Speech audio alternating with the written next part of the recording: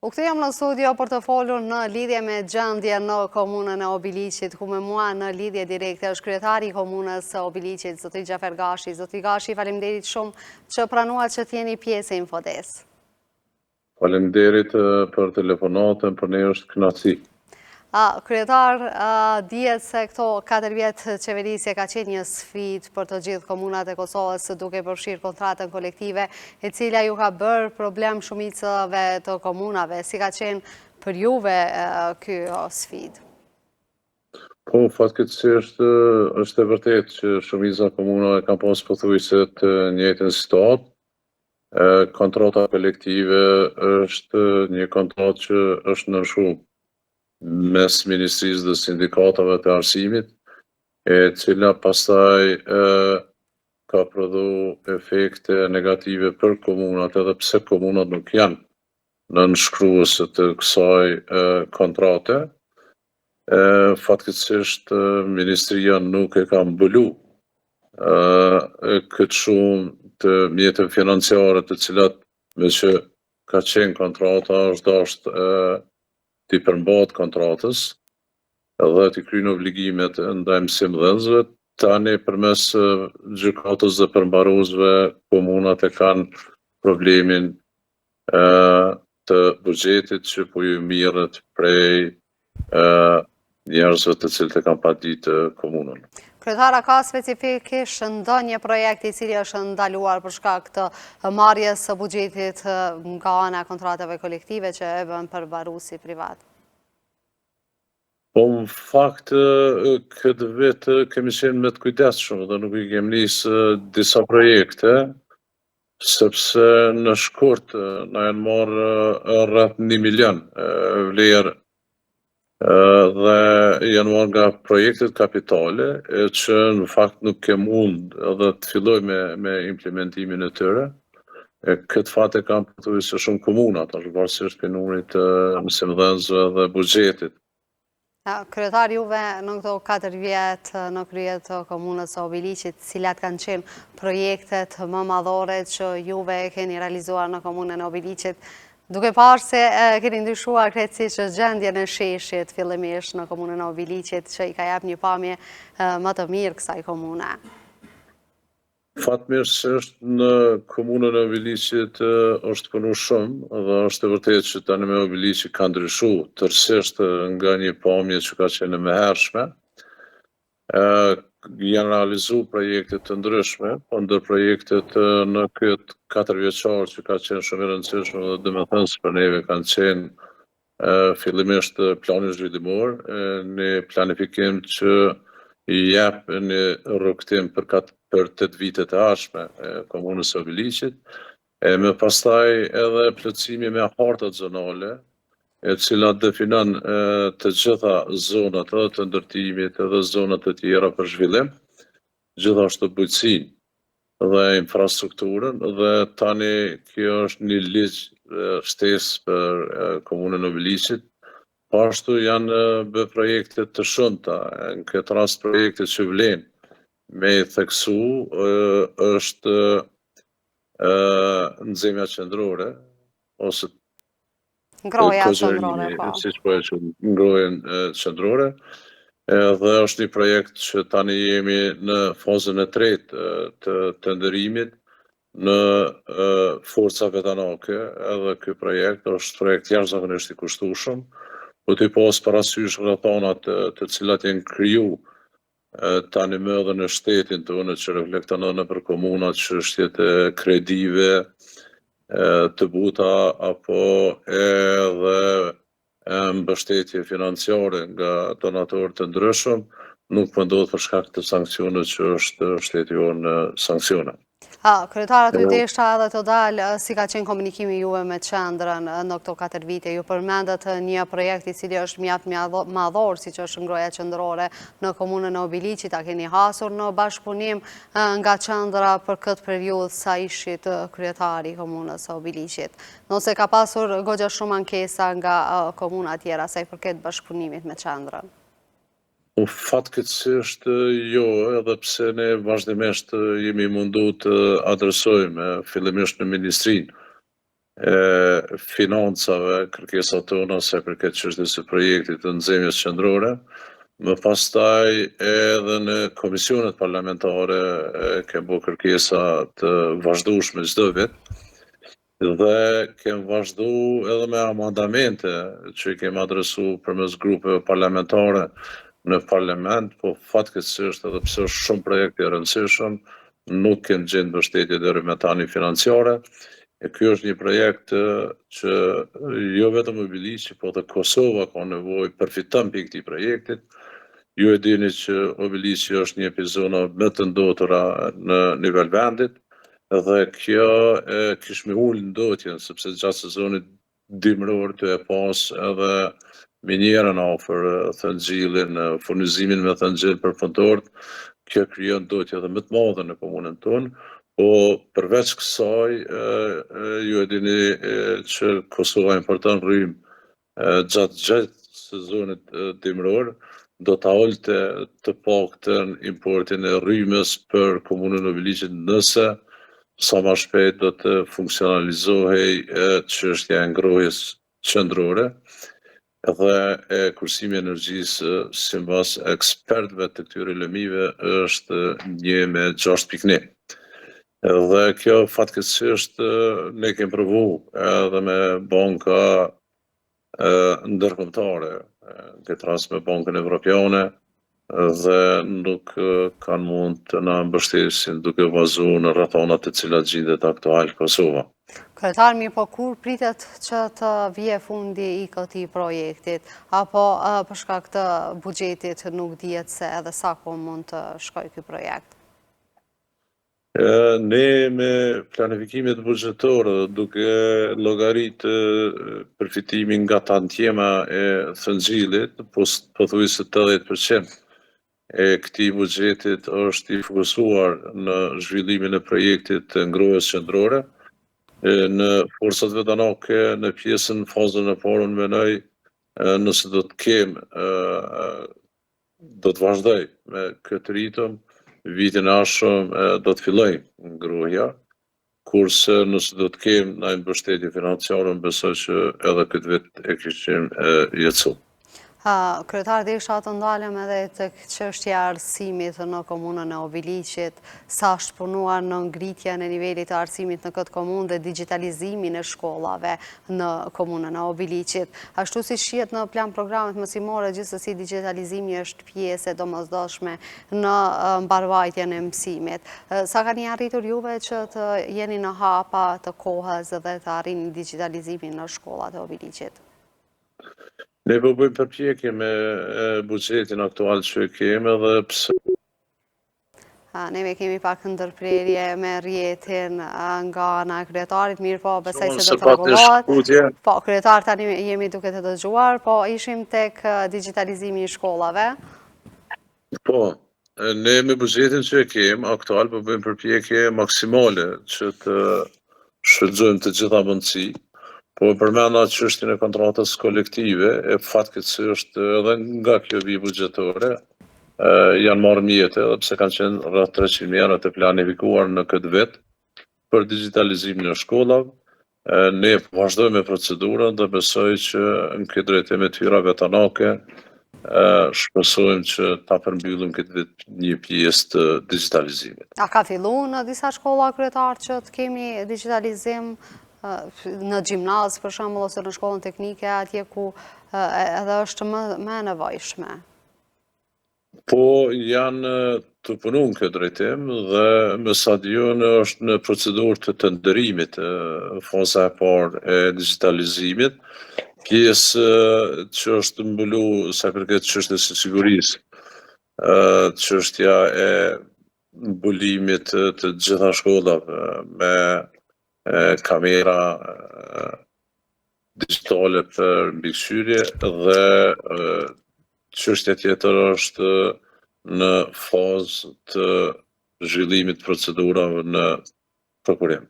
Kryetar, me qenë se nesër është dita e çlirimit të komunës së Obiliqit, çka keni paraparë të bëni në këtë ditë? Ne kemi parë disa njoftime që do bëhet një organizim në sheshin e Obiliqit, mirë po çka specifikisht do bëhet edhe sa keni arritur që të dilni mbar rinisë së Obiliqit për kërkesave të tyre? Po, fillimisht më lejoni të uroj të gjithë qytetarët e Obiliqit në këtë rast të Kosovës për ditën e çlirimit. Në fakt ne kemi një agjendë, nesër do ta kemi një seancë solemne në Kuvend, do të fillojmë fillimisht në orën 19, pastaj vendosja e luleve dhe ndërimeve të pllaka e dëshmorëve, dhe do të ketë një aktivitet në Shtëpinë e Kulturës, një koncert dhe më pastaj e mbrëmjet do të ketë edhe aktivitete rinore dhe do të ketë edhe një klub i boksit që do të bëj një aktivitet për nderim të ditës së çlirimit. Por rini jemi munduar vazhdimisht të mbështesëm të gjithë të rinjtë tonë në komunën e Obiliqit që janë shumë të shkëlqyeshëm, mundohem të mbështetem me kërkesat e tyre përmes OJQ-ve që ja adresojnë, klubet sportive pastaj. Fat mirë që kemi filluar edhe ndërtimin e një pishinë gjysmë olimpike që do të jetë në kuadër të shkollave për mësimin e notit. Dhe po bëjmë përpjekje që t'i mbështesëm edhe me çështjen e rrugtimit të gjithë ata që kanë nevojë nxënës për rrugtim t'ja kompenzojmë, çështjen e pagesës, po ashtu bursa në gjimnaz teknik dhe për kategoritë të tjera siç janë studentët, studimet postdiplomike, doktoratura, dhe deri me tani unë mendoj që fokusi më i madh edhe hapësirat e përbashkëta që janë të shumta. Në këtë rast 33 fusha sportive janë në së dy porçe që pothuajse të gjitha kanë qenë të mbuluara me mbeturina apo me mbeturina inerte që kanë qenë jashtë funksionit, tani janë funksionale. Vazhdojmë vazhdimisht me përkrah programet, kërkesat që ata i adresojnë për aktivitetet të ndryshme. Kryetar, gjendja shëndetësisë në komunën e Obiliqit, duke ditur që shpeshherë është i tikëtuar se ka shumë njerëz që sëmurën me kancer në komunën e Obiliqit për shkak të gjendjes së tymit i cili është në komunën e Obiliqit, si po qëndron gjendja e shëndetësisë? Juve kam parë që keni filluar ndërtimin, në fakt të rindërtimin e ambulancës që është në komunën e Obiliqit, mirë po çka saktësisht kanë qenë projektet në lidhje me shëndetësinë në këtë komunë? Faktikisht po bëjmë gjithçka që është e mundur, që rrjedh nga përgjegjësitë që i takojnë komunës. Ne kemi një fond po i cili është i pamjaftueshëm që ndahet në këtë drejtim për trajtimin e smundjeve të ndryshme që janë sidomos smundjeve respiratore, kancerogjene, malinje. Kemi provu dhe bëjmë mbështetje të jashtëzakonshme në këtë drejtim. Fatmirësisht tani kemi edhe një staf të shkëlqyer që gjatë gjithë kohës janë meritor për punën që ata bëjnë. Pardje patëm fatën që nga një donator ta marrëm edhe një mamograf për smundjet e gjirit që do të jetë shumë domethënës edhe mundësi e mirë për nënat, motrat, vajzat tona që të jenë të kujdesshme dhe të bëjnë kontrollat të cilat janë pa pagesë dhe të kemë preventiv në këtë drejtim. Aktualisht Keku sikur më parë dëmet janë jashtëzakonisht në ndotje të ambientit. Kemi kriju një komision i cili po mirret me trajtimin të gjitha dëmeve që po shkaktohen në këtë zonë edhe mos përgjegjësisë së Kekut ndaj obligimit e ligjeve në fuqi që janë në Kosovë, mos respektimit të tyre. Tani jem në fazën e përgatitjes së një padije ku do t'jetë gjithë përfshirëse sa i përket çështjes së shëndetit, ambientit, trajtimit të prona, trajtimit të sigurisë në hapësirat e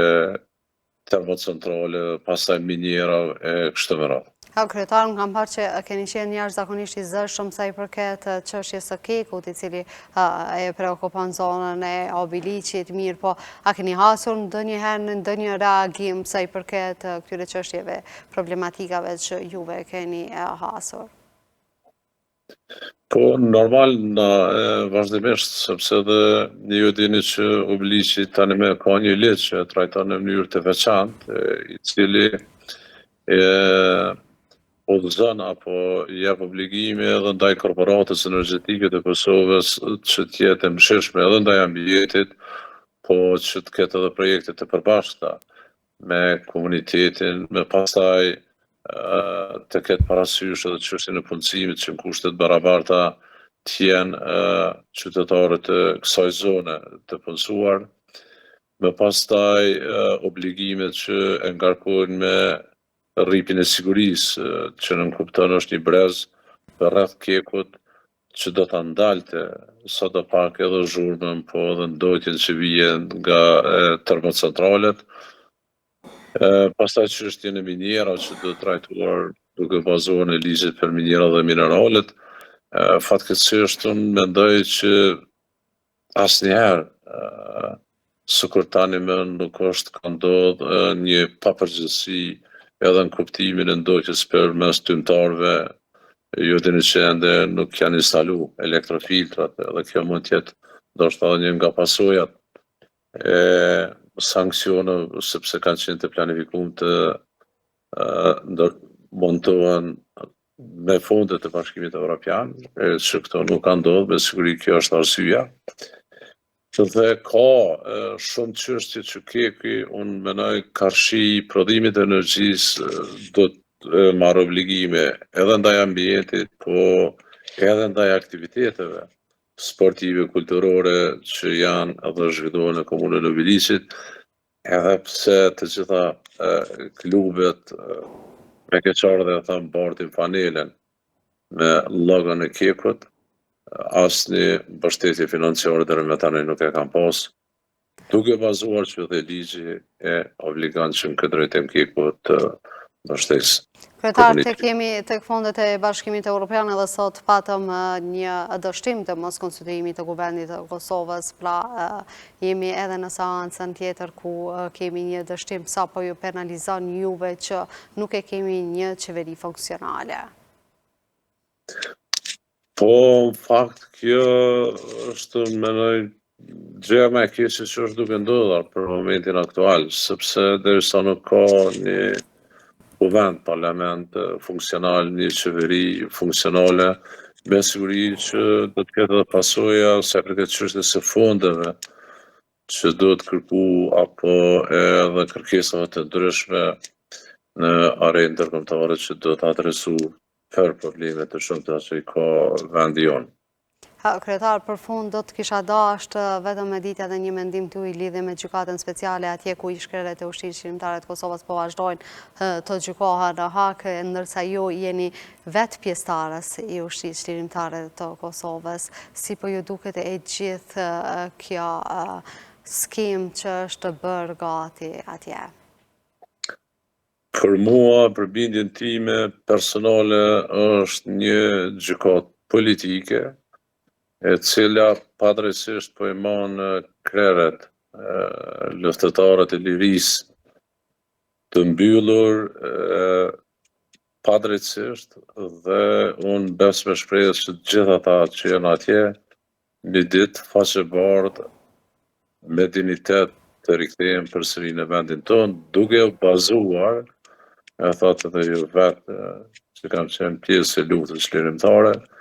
duke u bazuar që Ushtria Qlirimtare e Kosovës ka bërë një luftë të drejtë,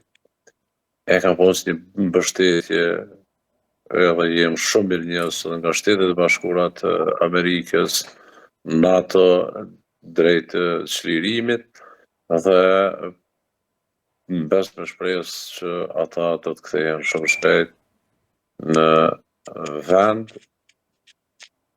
duke u bazuar në pafajësinë e tyre. Kryetarën, faleminderit shumë që gjete kohë që t'jesh pjesë e Infodesë, ndam të gjitha këto informacione që kanë të bëjnë me komunën e Obiliqit. Unë për fund do të kisha dashur të di, a do të kemi përsëri në kandidim në zgjedhjet që tashmë i ka shpallur presidentja e vendit? Po tani me veç kam fillu këto lëvizje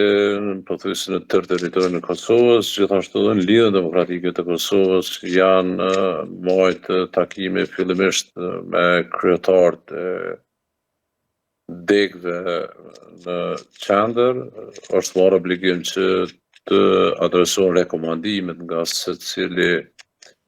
secila degë, dhe në këtë rast nga komuna e Obiliqit, dega në Obiliq e Lidhjes Demokratike të Kosovës në mënyrë unanime kanë mbështet prapë edhe një mandat të kandidaturës sime, e pastaj